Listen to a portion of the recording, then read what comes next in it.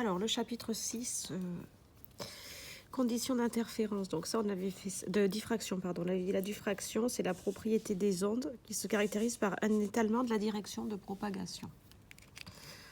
Elle s'observe pour toutes les ondes progressives sinusoïdales, du moment que la largeur de l'ouverture ou l'épaisseur d'un fil. Donc la diffraction, ça marche avec un trou, avec une fente ou avec un fil. On peut mesurer par exemple le diamètre de vos cheveux, avec la diffraction. Donc du moment que la largeur de l'ouverture est de l'ordre de la longueur d'onde ou inférieure à la longueur d'onde. Ça concerne les ondes mécaniques, mais aussi électromagnétiques.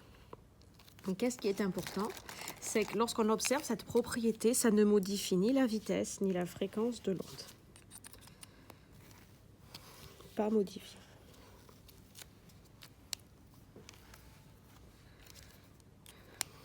Du coup, comme le faisceau, l'onde arrive, le faisceau s'étale, et bien au lieu de se propager en ligne droite, ça atteint des zones. Donc l'onde diffractée, elle atteint des régions inatteignables par la propagation rectiligne. La figure obtenue est liée à la taille de l'objet diffractant. Et vous pouvez rajouter, ce que j'ai oublié de vous dire, à sa nature. Ça, on le voit sous les exemples dessous. Plus l'objet est petit, plus c'est visible.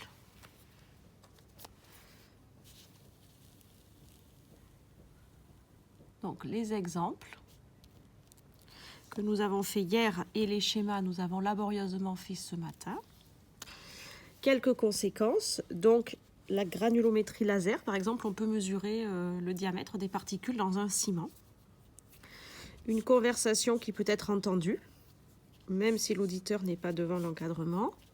Les bateaux qui subissent la houle, même dans un port.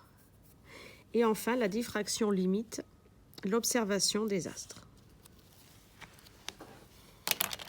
Alors, vous devez savoir dire quel objet diffractant a réalisé quelle figure de diffraction. Donc, quand on diffracte par un trou, on obtient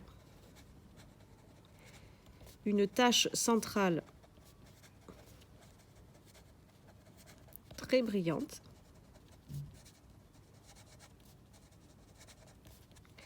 et des cercles autour.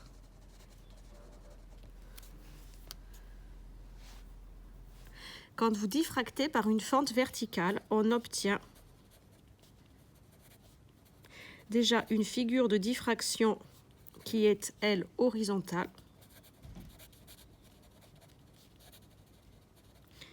Et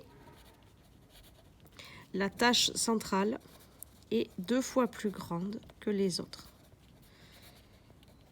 Plus grande que les secondaires.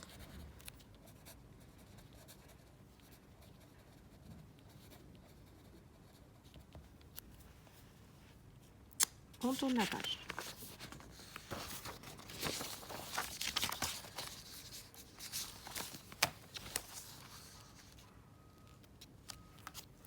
Quand on fait la diffraction par une fente horizontale, eh bien, on obtient une figure de diffraction verticale. Figure de diffraction verticale. Et c'est toujours la même chose. Vous avez la tâche centrale qui est le double des tâches secondaires. Donc ici, c'est L' égale L sur 2. Ici, c'est L' égale L sur 2. Donc voici le front d'onde. Là, je vous ai mis un schéma pour illustrer le front d'onde. Quand l'ouverture est assez grande, vous voyez, le front d'onde, il se courbe à peine, donc on ne voit rien. Ça continue à se propager tel quel. En revanche, quand l'ouverture devient toute petite, donc là, vous avez la taille de l'ouverture. Là, la taille d'ouverture petite. C'est ça que je faisais ce matin au tableau numérique que vous n'avez pas vu. Ça se caractérise par un angle θ. La tâche centrale est 2 fois plus large, c'est écrit. Et plus on s'éloigne de la tâche centrale, plus on s'éloigne du centre, plus c'est c'est lumineux. Donc, on a commencé par commenter les 4 figures ce matin. Donc, ici, on a dit que c'est une maille carrée en lumière rouge. en lumière laser en rouge. Ici, on a dit que c'était un trou en laser vert bleuté. Ici, on observe aussi que les taches secondaires, elles ont à peu près la même dimension, c'est-à-dire que c'est la même taille de fente. On a une diffraction horizontale et verticale, donc c'est à nouveau une maille. Mais comme c'est irisé, c'est en lumière blanche. Et ici, vous voyez que plus ça va, plus la tache de diffraction est centrale et petite, mais le faisceau est étalé. Donc ici, comme la figure de diffraction elle est horizontale, c'est donc une fente verticale. Et c'était un laser rouge. Et plus A petit, pardon, c'était des micromètres là. Plus A petit, plus diffraction étalée.